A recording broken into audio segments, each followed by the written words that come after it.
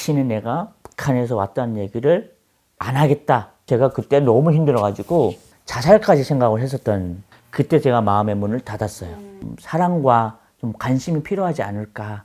좀 많이 배려해 주시고 무시하지 않는 것도 굉장히 중요한 것 같아요. 이 사람이 북한에서 왔다. 고향만 북한인 거지. 국적은 한국이잖아요.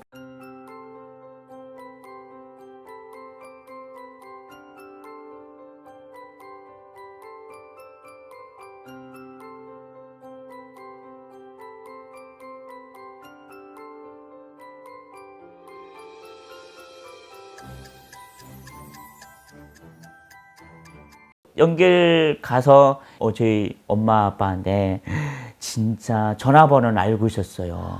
아빠한테 전화를 했는데 아빠가 야 그래가지고 진짜 그때 아직까지 기억으로는 정말 슬리퍼 바람으로 뛰어내려 와가지고 저를 데리고 올라가서 더 시키고 고생했다 하면서 또 맛있는 것도 먹이고 엄청난, 제가 북송을 2번 하게 됐잖아요. 첫 번째는 뭣도 모르고 갔지만 두 번째는 철저하게 하나님이 지켜주셨고 나를 인도하셨다. 나와 함께 하셨다. 중국에서 연기까지 가는 도중의 시간도 하나님이 지켜주시면 안 하셨다. 내가도 모르게 찬양하게 되고 찬양 속에서 하나님의 역사하신 하나님의 은혜를 느끼니까 너무 좋았던 그 간증과 이런 거를 엄마 아빠와 함께 모여서 얘기를 하니까 엄마 아빠도 막 울면서 아무튼 너무 좋았습니다. 그렇게 생활하다가 거기서 또 말씀 공부도 하고 열심히 또 생활하다가 2002년이 됐습니다. 근데 2002년에 어떤 사건이 터졌냐면 중국에 대사관 사건 터진 거 아십니까? 탈북민들이 막 대사관 들어가가지고 막 한국 가겠다고 막 그게 뉴스가 막 나왔습니다. 얘네들을 좀 한국에 있는 드라마, 한국에 있는 문화를 좀 익히고 싶다. 한국의 드라마를 좀 보고 싶다. 그래가지고 한국 위성을 아빠가 딱 난 거예요. 엄마는 반대했는데 아빠가 얘네들 안 해. 이걸 보여줘야 돼. 이렇게 하면서 보여줬어요. 딱 보였는데 나는 그게 한국말이 굉장히 그때 당시에 처음으로 한국말을 배우게 됐어요. 한국말 너무 신기한 거예요. 막 드라마도 보고 TV도 보고. 그래서 제가 한국 드라마, 그때 당시에 그 드라마 왕초, 뭐 모래시계 뭐 이런 드라마 있잖아요. 너무 야인시대 뭐 이런 것들 되게 신나게 봤는데 너무 좋아. 그래서 제가 드라마를 보면 한국말 이런 거구나. 그래서 그때부터 제가 한국말을 시작하게 되는데 지금 이렇게 된 거예요, 말이. 결국은 이 한국 문화에 대해서 익히게 됐고 한국말 뵙고 한국 사람들 보고 하니까 한국에 가고 싶은 거예요. 그래가지고 2001년 2년 7월 달이었어요. 그때 내가 한국 가야 되겠다는 마음이 열망이 컸어요. 그래서 엄마한테 얘기했는데 엄마는 안 된다. 가면 위험하니까 안 된다. 절대 안 보낸다. 연길역에 가서 기차를 타고 북경으로 가게 됐죠.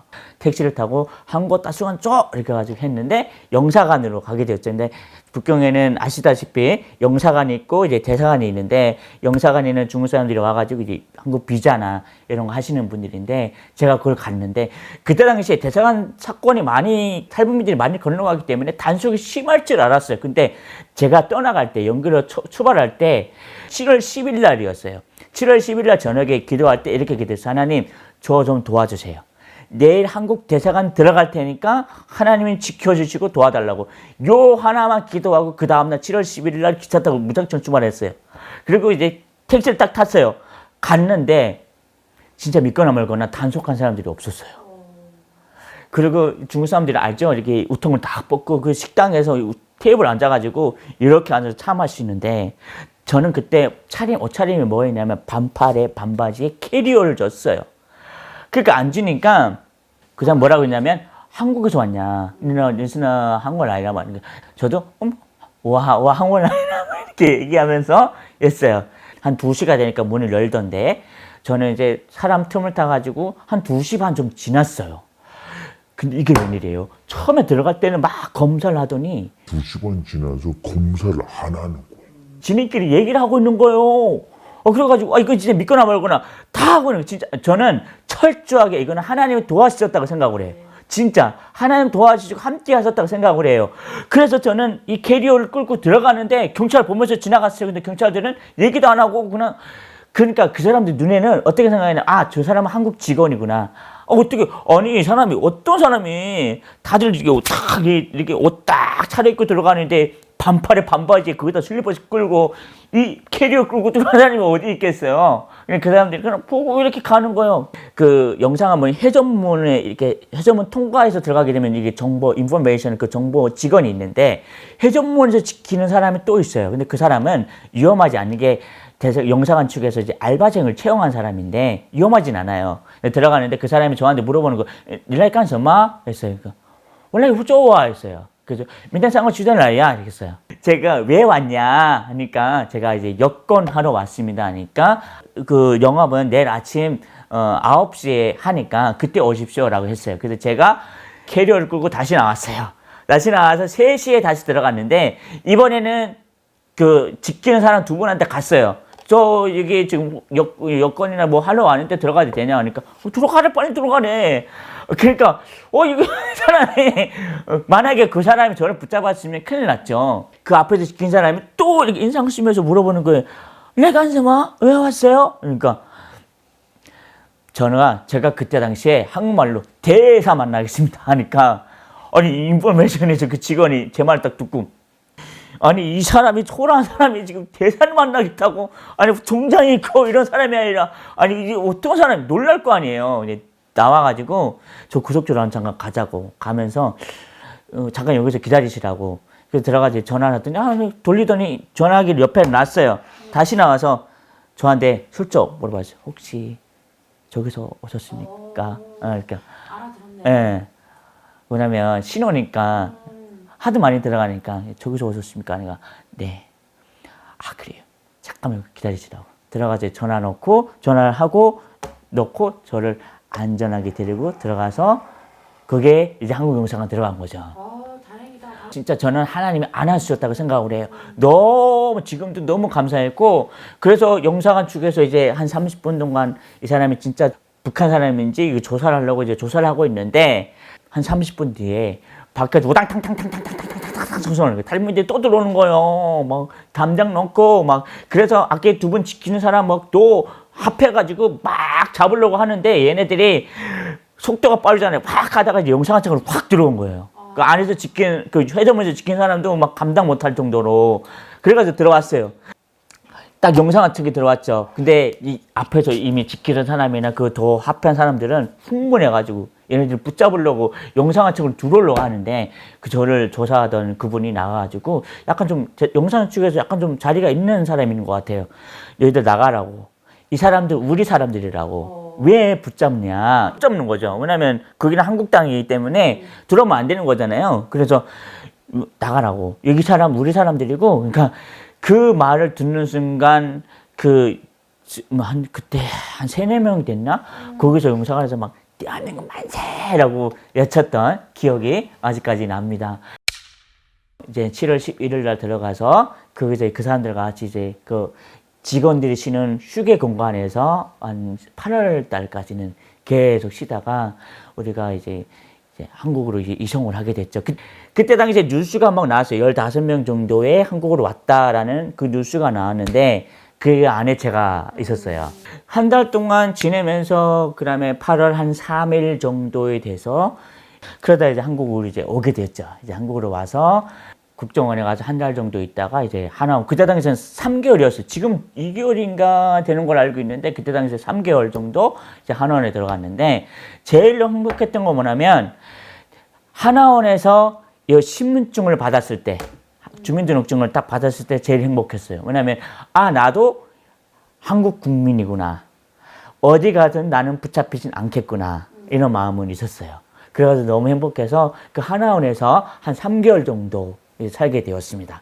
그리고 나와서 이제 미성년자니까 늘푸른 교회라고 저기 충남인가 어디 거기 목사님이 이제 저를 이제 데려가려고 이제 갔는데 공부를 하려고 하는데 공부를 안 시키는 거야. 맨날 일만 시키고 집에서 맨날 일만 시키고 맨날 맛있는 거 주긴 주는데 막 밥도 먹고 하는데 일만 시키고 하는 밭에서 막 밭 가는 일들 시키고 그래가지고 우리가 막 간증하게 되면 간증비나 이런 거 제가 솔직히 간증비도 못 받았어요. 그때 당시로는 제 기억으로는 그래가지고 이 사람이 왜 이러나 이래가지고 그래가지고 한다가 결국은 거기서 못 살겠는 거예요.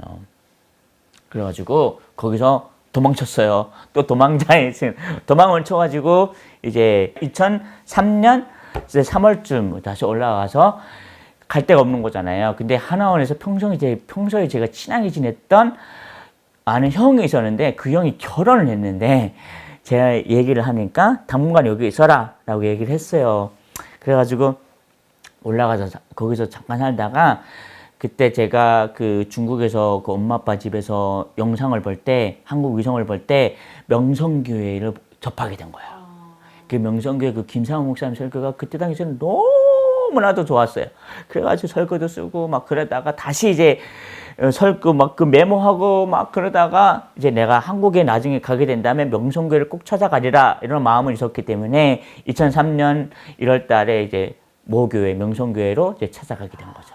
거기서 지금도 기억하는데 양창지 목사님이라고 계시는데 그 목사님이 저를 이제 등록을 하니까 이제 교구에 발령이 된 거예요. 그래서 제가 집에 강서구니까 그 구역에 이제 이게 배정이 된 거죠, 저가. 그래가지고 거기서 생활을 하다가 이게 배정해서 거기서 또 구역장님 만나고 누구도 만나고 막 그러다가 이렇게 많은 도움을 받고 제가 갈 데가 없는 상황을 이제 양창지 목사님 아시고 담임 목사님한테 김상 목사님한테 이제 말씀을 드려서 제가 그때 명성교회 장학관으로 들어가게 되었죠. 그게 2003년 2월 달 좀 지나가서 다른 사람 같은 경우에는 이 컨펌이 좀 늦게 내려오는데 제가 빨리 특별한 상황이어서 그래서 빨리 내려오게 됐죠. 그래서 제가 명성교회 장학관에 들어가서 거기서 생활을 하다가 일단 공부를 해야 되잖아요.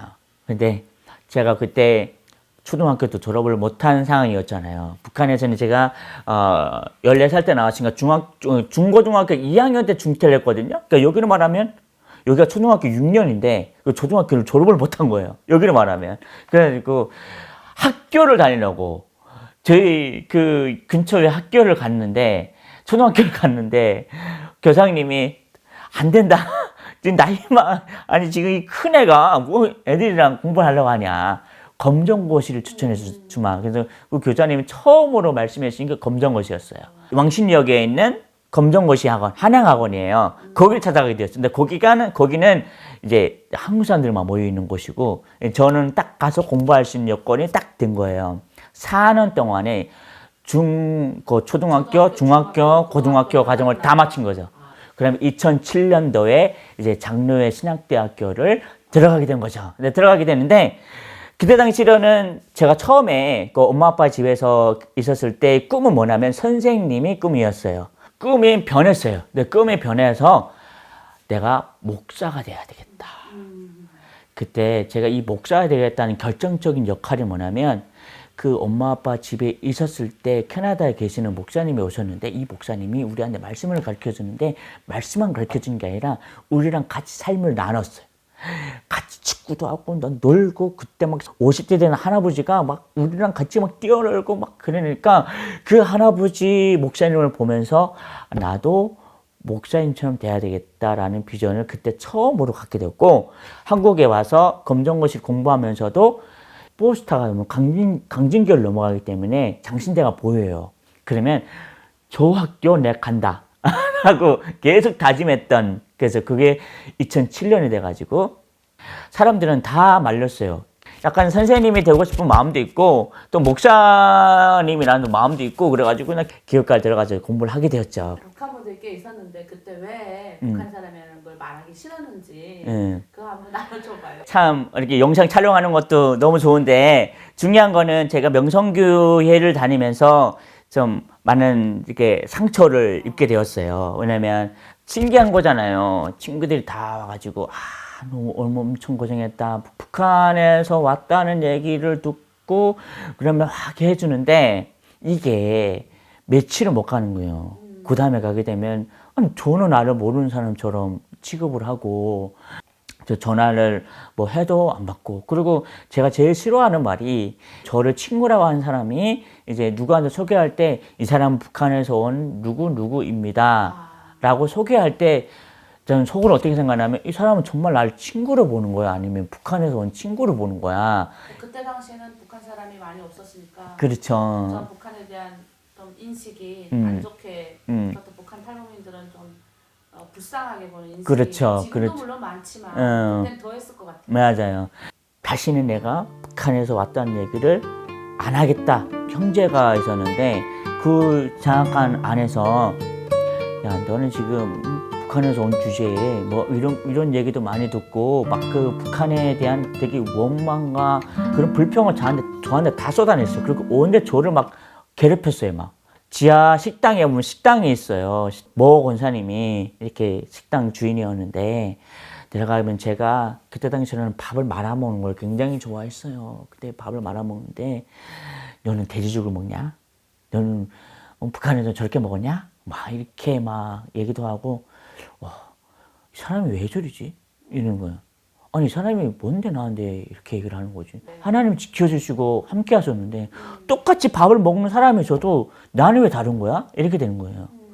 그 올라가서도 그 형제가 또 나한테 야 너는 북한에서 왔으면 똑바로 살아라. 사람들한테 열심히 하고 있는데 너도 열심히 하고 야 근데 북한에서 뭐 먹냐? 진짜 뭐 먹냐? 뭐 이런 거 얘기도 하고 막 이렇게 비꼬듯이 얘기도 많이 하고 아 나 더 이상 얘기하면 안 되겠다. 그래서 제가 그때 너무 힘들어가지고 진짜 이런 얘기 하기가 좀 그렇지만 정말 저가 자살까지 생각을 했었던 천호대 교육 가가지고 이제 하려고 그런 상황이었는데 그때 장학관에 뭐 이제 사모님이 저한테 전화 주셔가지고 와서 제 마음을 타일러주고 위로를 했었던 기억이 납니다. 그때 제가 마음의 문을 닫았어요.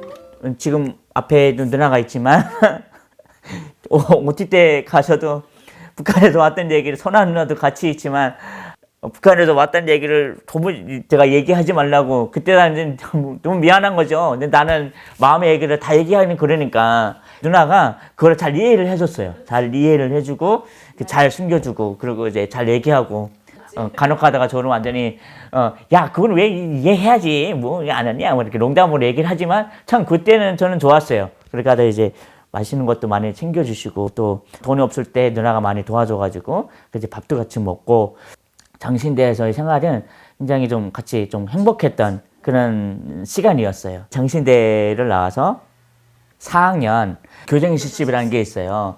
저는 이제 대강중학교에 가서 아이들과 같이 이제 교육을 했는데 그때 아이들을 만나는데 내 마음 이 안에서부터 너무 행복한 거예요. 아이들 만나서 교육을 하는데 너무 좋은 거예요. 행복한 거예요. 그래서 하나님 앞에 제가 기도했는데 하나님 나에게 주신 비전과 사명이 이건가? 그때 살게 됐어요. 그래서 막 기도하는데 하나님 그런 마음을 주시는 거예요. 내가 어린이 사역에 대한 비전이 있다라는 걸 그때 처음으로 알게 되었어요. 이거다. 그래서 막 기도하면서 어린이만 보면 내가 너무 좋고 아이들만 보면 그냥 아이들 보면 막 그렇게 하게 된 거예요. 그리고 말투도 이제 다 번하니까 사람들이 애들은 몰라요. 저도 모르고 내가 진짜 북한에서 왔다 그러면 깜짝 놀래요. 진짜 북한에서 왔냐고? 네, 신대원을 들어가면서 이제 첫 사역지 이제 고덕동의 모 교회에 있는 교회에서 이제 어린이 사역을 처음으로 이제 시작이 된 거죠. 그때는 이제 한국 사람들이만 있는 그 교회인데 제가 이제 지원을 하려고 하고 가려고 하는데 이게 잘 안 되는데 그때 제 아는 형이 저를 추천을 해줘가지고 이제 고덕동의 모 교회에 가서 어린이 사역을 시작하게 된 거죠. 사역을 하는데 너무 행복한 거예요. 애들 같이 앞에서 막 설교하고 하는데 너무 좋은데 문제는 그거였어요. 가려면 자료도 만들어야 되고 뭔가 이게 설교 준비도 해야 되는데 어떻게 만들어야 되는지 모르겠고 막 하는데 저를 결정적으로 어린이 사역에 도움을 줬던 형이 있어요. 그 형 지금도 통화를 하고 있는데 어린이 사역에 대한 관련된 자료를 저한테 보내줬어요. 이메일로. 몇 기가가 되는데 그걸 딱 보는 어린이 사역은 이렇게 하는 거고 이렇게 하는 거구나. 그다음부터 제가 진짜 제가 제 안에 있는 모든 걸 동원해서 하나님 앞 막 기도하면서 하나님께 막 지혜를 달라고 기도하면서 어린이 사역에 대한 비전을 그때부터 시작이 됐는데 그다음에 또 그 다음 교회 가서 또 어린이 사역을 하게 되고 진짜 좋았어요. 북한 사람으로서 어쨌든 남한 교회 가서 사역하는 거잖아요. 예. 북한 사람 하나도 없잖아요. 예. 근데 이런 갈등이나 이런 거 어려움은 없었어요? 그런 갈등이나 어려움은 없었어요. 아까 미안하지만 그 교회 가서도 제가 탈북민이다. 말하지 않았다. 말하진 않았어요. 말하는 즉시 나는 그 트라우마가 떠올리고 그렇기 때문에 나는 또 제대로 된 사역을 못한다고 생각을 했기 때문에 담임 목사님은 알았나? 알았죠. 담임 목사님은 아셨죠. 사역을 하면서 오히려 저도 그게 마음 편하고요. 이런 생각을 하고 있었어요. 어린이 사역에서 가장 중요한 건 눈높이이기 때문에 그 눈높이를 낮춰주면서 리액션과 이런 거를 정말 어린이 사역 그 설교가 15분 정도 하면서 그 안에서 재밌게 전하면서 어떻게 하면 그 안에서 딱 임팩트를 아이들한테 딱 전해줄까 이런 고민이 되게 컸기 때문에 막 연습했죠. 막 지금도 그럽니다. 지금도 내일 사역하기 전에 또 애들 앞에서 막 제스처하고 이렇게 하고 하다가 그 다음날 가게 되면 오히려 전날에 하는 것보다는 더 나오게 되는 애들 앞에 서면 또 많이 나오게 되는 그래서 제가 애들 앞에 서면 뭐 이게 소통 설교를 많이 하거든요. 질문하고 또 제가 대답하고 군자동에는 모교회 가면서도 거기서도 또 담임 목사님 아시지만 또 얘기 안 했으면 좋겠다. 장희동에 모교회 가면서도 또 담임 목사님 아셨지만 또 안 했으면 좋겠다. 열심히 이제 사역을 했죠. 그럼 명철 목사님 때는 탈북민 사역자가 현장에서 사역하기가 어려운 시절이었어요. 네. 근데도 이제 오히려 사역을 활발하게 하셨고 지금은 이제 후배들한테 조언 같은 거 있으면 한번 좀 있을까요? 네, 제 마음은 이제 많이 이제 좀 열리고 있는 상황이에요. 그래서 이제는 좀 마음을 열어도 되겠다 이런 마음을 줘서 원래 영상 촬영도 원래 잘 안 하거든요. 근데 잘 안 하는데 마음은 어느 정도 열려 있기 때문에 제가 먼저 목사님한테 연락 드려가지고 제가 먼저 촬영하자라고 했기 때문에 몇 년 거절했죠. 네, 거절하다가 이제 마음이 좀 열리게 되니까 저도 이제 해야 되지 않을까 이런 마음이 있어서 그래서 또 제가 또 평소에 친하게 지내는 또 목사님이 계시기 때문에 그래서 좀 편하게 오늘 이렇게 마음 놓고 오게 되었습니다. 사역을 하면서 제가 북한에서 왔다라는 얘기를 이제 앞으로는 이제 하게 될 거예요. 하게 되는데 앞으로도 통일이 되면 제가 나가서 이제 어린이 사역에 중점적으로 하고 싶고 이제 학교도 세워서 하고 싶은데 정말 제가 역할이 제가 키가 돼서 제가 열심히 좀 어린이 사역에 대해서 북한에 대해서도 밝히고 이런 상황에 대해서 같이 이렇게 기도하면서 동역함을 해가지고 나중에 저기 북한의 통일이 돼서도 같이 나가서 이제 어린이 사역이나 이런 걸 하고 싶다 이런 마음은 되게 큰 마음이 있어요.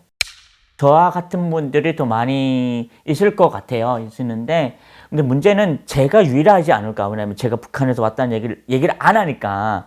근데 대부분 사람들은 다 얘기를 하잖아요. 이런 사람들 오게 되면 같이 좀 함께 했으면 좋겠다. 그래서 사람과 관심이 되게 필요하고요. 그리고 같이 배려해주고, 그리고 전혀 이 사람이 북한에서 왔다. 고향만 북한인 거지. 국적은 한국이잖아요. 같은 한민족이고, 같은 친구고, 같은 이명철이고, 같은 사람들이기 때문에 같이 사역을 하는 거예요. 그래서 사역을 잘 할 수 있도록 이렇게 격려해주고, 같이 좀 배려해주고, 좀 관심이 필요하고, 또 사랑이 필요하고, 절대로 편견이나 무시나 이런 거 하시면 안 돼요. 물론 안 하시는 분도 있겠지만 혹여나 하시는 분들이 있긴 있어요. 정말 하나님의 그 비전을 받아서 사명을 따라가서 뭐 사역한 사람인데 같이 협력하고 싶고 아까도 제가 목사님한테 말씀드렸지만 같이 어린이 사역에 관련해서 협력을 하고 싶다. 제가 항상 선생님들이랑 항상 같이 함께 하는 게 있어요. 아이들과 행복하게 사역하는 것이 저희 비전이다.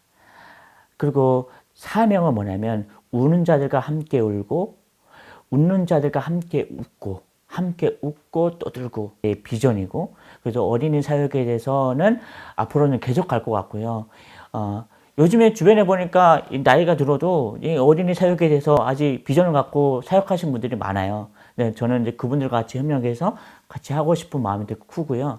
아까도 제가 말씀드렸지만 노인 사역에도 굉장히 좀 비전을 가지고 있어요. 그래서 할머니, 할아버지들 같이 해서 좀 교육도 하고 앞으로 남북이 통일이 되면 그 나라에 가서 이제 같이 아울러 가지고 어린이 관련된 학교도 세우고 싶다 이런 마음이 되게 비전이 커요.